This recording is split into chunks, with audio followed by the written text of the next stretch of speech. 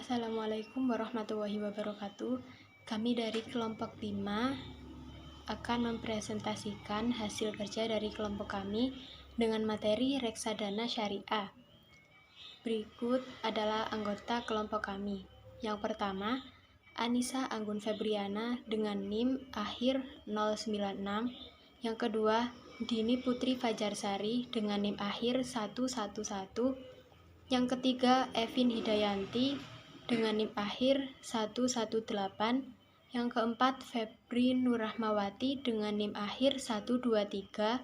Yang kelima, Vivi Kamalia dengan NIM 125. Yang keenam, Hidayatul Amalia dengan NIM akhir 129. Materi yang pertama yaitu mengenai pengertian dan jenis-jenis reksadana. Reksadana syariah adalah instrumen investasi yang memegang prinsip keuangan sesuai dengan kaidah dan prinsip syariah Islam. Umumnya, reksadana diartikan sebagai wadah yang dipergunakan untuk menghimpun dana dari masyarakat pemodal untuk selanjutnya diinvestasikan dalam bentuk portofolio efek oleh manajer investasi. Secara umum, jenis reksadana terbagi menjadi 4. Yang pertama yaitu reksadana pasar uang, merupakan jenis reksadana yang melakukan investasi pada jenis instrumen investasi pasar uang dengan masa jatuh tempo kurang dari 1 tahun. Yang kedua yaitu reksadana pendapatan tetap, merupakan jenis reksadana yang menginvestasikan sekurang-kurangnya 80% dari aktifanya dalam bentuk efek utang atau obligasi. Yang ketiga, reksadana campuran. Reksadana campuran merupakan jenis reksadana yang mengalokasikan dana investasinya dalam bentuk portofolio yang bervariasi. Yang keempat yaitu reksadana saham. Reksadana saham adalah jenis reksadana yang menginvestasikan sekurang-kurangnya 80% dari aktifanya dalam bentuk efek bersifat ekuitas. Poin yang selanjutnya yaitu pandangan syariah tentang reksadana. Menurut Fatwa Dewan Syariah Nasional Nomor 20 Tahun 2001, reksadana syariah adalah reksadana yang beroperasi menurut ketentuan dan prinsip syariah Islam, baik dalam bentuk akad antar pemodal sebagai pemilik harta dengan manajer investasi maupun antara manajer investasi dengan pengguna investasi. Sehingga dana para investor yang terkumpul dalam reksadana syariah dikelola oleh manajer investasi untuk diinvestasikan kembali ke dalam instrumen investasi yang sesuai dengan syariah. Tujuan dari reksadana syariah dan reksadana konvensional adalah sama, yaitu mengumpulkan dana dari masyarakat dan selanjutnya dikelola manajer investasi untuk kemudian diinvestasikan ke dalam instrumen-instrumen pasar modal atau pasar uang. Reksadana syariah dalam berinvestasi harus berprinsip halal, serta instrumen yang dipilih juga harus halal. Landasan hukum dari reksadana syariah menurut Fatwa DSN MUI ada 3. Yang pertama, Al-Quran, 2. Hadis, dan yang ketiga, kaidah fikih. C. Perkembangan industri. Di Indonesia, perkembangan reksadana dimulai seiring diberlakukannya Undang-Undang Nomor 8 Tahun 1995 tentang Pasar Modal. PT BDNI Reksadana adalah bentuk reksadana perseroan pertama yang diterbitkan pada tahun 1995.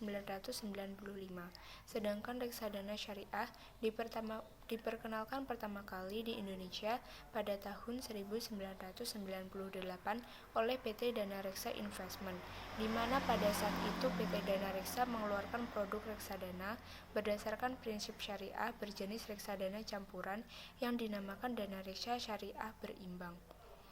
Dilihat dari perkembangan reksadana syariah di Indonesia pada tahun 2018 hingga akhir Maret 2022 mengalami kenaikan dan penurunan.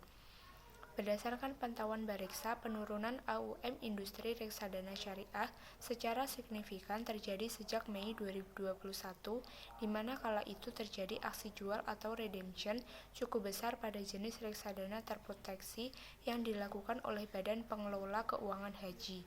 namun hal sebaliknya terjadi di jenis reksadana saham syariah dan reksadana campuran syariah yang justru tumbuh, masing-masing 15% dan 8,3% per Maret 2022 dibanding periode sama tahun lalu. Selanjutnya adalah D. Keuntungan dan resiko investasi melalui reksadana. Yang pertama adalah keuntungan atau manfaat investasi melalui reksadana. A. Dikelola oleh manajemen profesional. B. Diversifikasi investasi. C. Transparansi informasi. D. Likuiditas yang tinggi. E. Biaya rendah. F. Sesuai syariah. Dan yang kedua adalah resiko investasi melalui reksadana. Yang A adalah resiko berkurangnya nilai unit penyertaan. B. Resiko likuiditas. C. Resiko politik dan ekonomi. D. Resiko pasar. E. Resiko inflasi. F. Resiko nilai tukar. Dan yang terakhir adalah resiko spesifik. Materi selanjutnya yaitu jenis-jenis reksadana syariah. Yang pertama, reksadana syariah pasar uang. Jenis reksadana ini hanya melakukan investasi pada instrumen pasar uang syariah dalam negeri dan atau efek syariah berpendapatan tetap yang diterbitkan dengan jangka waktu tidak lebih dari 1 tahun. Yang kedua yaitu reksadana syariah pendapatan tetap. Jenis reksadana ini melakukan investasi paling sedikit 80% dari nilai aktiva bersih dan atau dana kelolaannya dalam bentuk efek syariah berpendapatan tetap. Yang ketiga yaitu reksadana syariah saham. Investasi dilakukan paling sedikit 80% dari nilai aktiva bersih dalam bentuk efek syariah bersifat ekuitas. Yang keempat, reksadana syariah campuran. Investasi dilakukan pada efek syariah bersifat ekuitas, efek syariah berpendapatan tetap, dan atau instrumen pasar uang dalam negeri yang masing-masing tidak melebihi 79% dari nilai aktiva bersih. Yang kelima yaitu reksadana syariah terproteksi.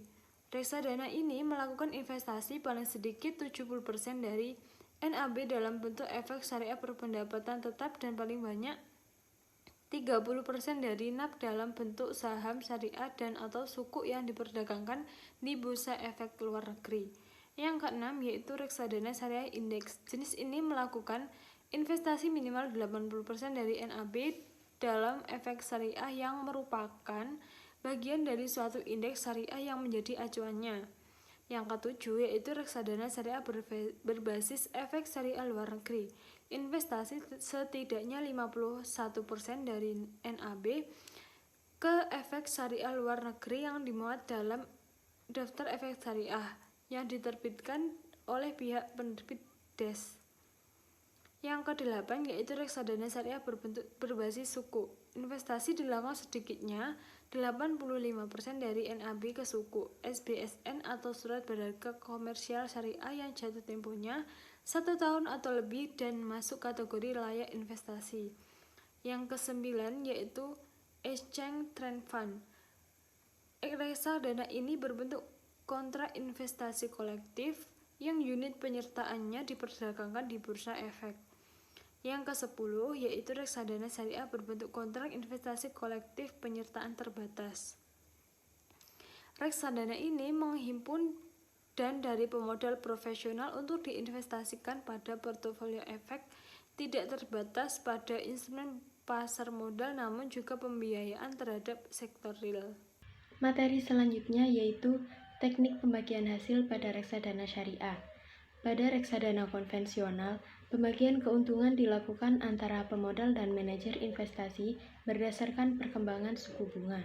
Sedangkan pada reksadana syariah, pembagian keuntungan dilakukan antara pemilik modal dan manajer investasi berdasarkan aturan syariah Islam dan kesepakatan bersama. Contoh perhitungan keuntungan reksadana syariah. Seseorang bekerja di salah satu perusahaan swasta dengan gaji 4,3 juta. Meski bergaji UMR, bukan berarti ia tidak bisa berinvestasi. Pasalnya, modal investasi diambil dari beberapa persen penghasilan, bukan dari berapa besar nominalnya. Jika mengikuti teori 50 atau 20 atau 30, maka ia harus menyisihkan 20% penghasilannya, yaitu sebesar 860.000 ke investasi dan tabungan. Apabila dibagi menjadi 50%, maka setiap bulannya ia akan berinvestasi sebesar 430.000. Diestimasi return reksadana sebesar 10,31%.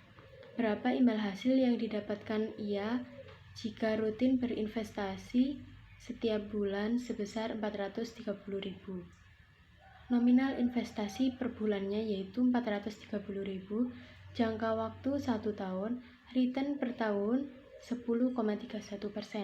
Maka 430.000 dikali 12 bulan yaitu 5.160.000 dengan return 10,31%, berarti ia mendapat imbal hasil sebesar 5.160.000 dikali 10,31%, dihasilkan Rp52.270.800, yaitu reksadana syariah di Indonesia. Reksadana syariah di Indonesia mulai dikenal sejak diterbitkannya reksadana syariah pertama oleh PT Dana Reksa pada tahun 1997. Penerbitannya ini menjadi pionir kehadiran dan perkembangan reksadana syariah di Indonesia yang dimulai pada tahun 2003. Perkembangan reksadana syariah di Indonesia terus menunjukkan angka yang positif. Pertumbuhan reksadana syariah yang cukup pesat terjadi pada tahun 2016 sampai Mei 2021. Jumlah reksadana syariah meningkat dari 136 reksadana syariah pada tahun 2016 menjadi 291 reksadana syariah pada Mei 2021. Dengan diikuti peningkatan nilai aktiva bersih dari 14,91 triliun rupiah pada tahun 2016 menjadi 40,67 triliun rupiah pada Mei 2021. Peningkatan ini disebabkan oleh meningkatnya literasi mengenai reksadana syariah serta kesadaran dan keinginan masyarakat untuk pemodal untuk berinvestasi secara syariah dengan risiko yang minim.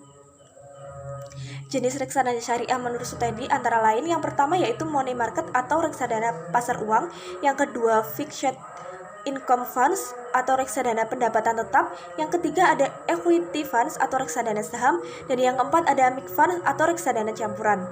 Kegiatan operasional reksadana syariah diatur dalam Fatwa Dewan Syariah Nasional nomor 20/DSN-MUI/4/2001 memiliki dua mekanisme, yaitu pertama sistem wakalah.